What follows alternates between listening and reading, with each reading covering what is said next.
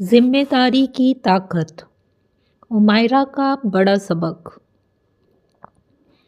उमायरा ज़मीन पर बैठी अपनी पसंदीदा टेडी बेयर के साथ खेलने में मग्न थी।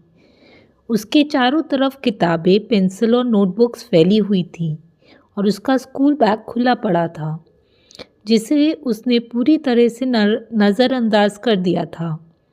वह हंसते हुए टेडी से बातें कर रही थी, जैसे दुनिया में और कुछ मायने ही न रखता हो। यशिका कमरे में आई और हैरानी से बोली, उमायरा, तुमने अभी तक अपना स्कूल बैग नहीं पैक किया? उमायरा ने एक नज़र भी नहीं उठाई। बैग पैक करना बहुत बोरिंग है, मुझे बस खेलना है। यशिका ने हाथ फांदते हुए कहा, याद है पिछली बार तुमने जब अपनी नोटबुक नहीं रखी थी और तुम्हें किसी और से मांगनी पड़ी थी? उमायरा रुक गई। ओह हाँ, उसे वह दिन याद आया जब उसने अपनी दोस्त से किताब मांगनी पड़ी थी और उसे बहुत अजीब लग रहा था। तभी उसकी मम्मी कमरे में आई।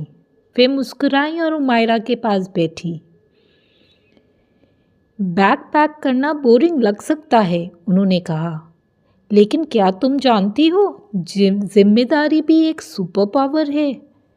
उमायरा की आंखें चमक उठी। Super power? सच में? मम्मी ने प्यार से सिर हिलाया। हाँ, जब हम अपनी चीज़ों की जिम्मेदारी लेते हैं तो हम मजबूत, समझदार और खुश महसूस करते हैं। इससे ज़िंदगी आसान और मज़ेदार बन जाती है। उमायरा की कल्पना उड़ान भरने लगी।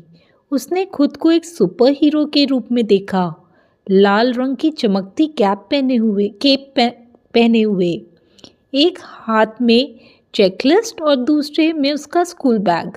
वे आसमान में उड़ रही थी, जिम्मेदारी की चमक के साथ। उसने उत्साह से कहा, ठीक है, चलो मिलकर मेरा बैग पैक करते हैं। यशिका मुस्कुराई और उसके पास बैठ गई। दोनों ने मिलकर किताबें, नोटबुक और पेंसिल सही तरीके से बैग में रखी। उमायरा ने जिप लगाई और खुशी से ताली बजाई। हो गया, मैंने कर लिया। दरवाजे पर खड़ी मम्मी ने गर्व से देखा और मुस्कुराई। अगली सुबह जब यशिका और उमायरा स्कूल की बस की ओर चल रहे थे, उमायरा ने मुस्कुराते हुए फुसफुसाया, अब से मैं हर रात अपना बैग खुद पैक करूंगी। जिम्मेदारी की ताकत कमाल की है।